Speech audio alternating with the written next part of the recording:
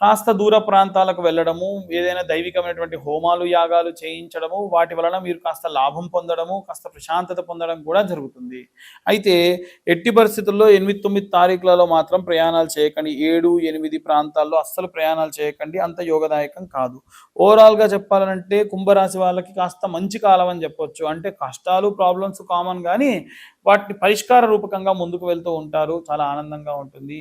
ఇక ఇవన్నీ కూడా గోచార రీత్యా చెప్తున్న విషయాలు మాత్రమే. డీటెయిల్‌గా జాతకం కావాలనుకుంటే మీ పేరు, date of birth, time, place ఖచ్చితంగా మాకిస్తే జాతకం గురించి డీటెయిల్‌గా చెప్తాను. 60, 70 పేజీల్లో జాతకం ఇవ్వడము, జాతకం గురించి చాలా క్లియర్‌గా మాట్లాడడము, ఏవైనా సరే మీకున్నటువంటి సందేహాలు నివృత్తి చేయడము, 16 భావచక్రములు, 60, 70 పేజీల్లో డాటా ఇవ్వడము, వేరే వేరే సంవత్సరానికి సంవత్సరంగా ఈ దశలో ఈ సంవత్సరం నుంచి ఈ సంవత్సరం వరకు ఎలా ఉంటుంది అనేటువంటి విషయాలు నిక్షిప్తం చేసి ఇవ్వడము, ఇవన్నీ కూడా ఉంటుంది. ఆసక్తి గలవారు కింద ఉన్న నెంబర్‌కు కాంటాక్ట్ చేయొచ్చు. ఇప్పటి వరకు కూడా మనం ఈ రాశికి సంబంధించి గోచారంలో భాగంగా తెలుసుకున్నాం.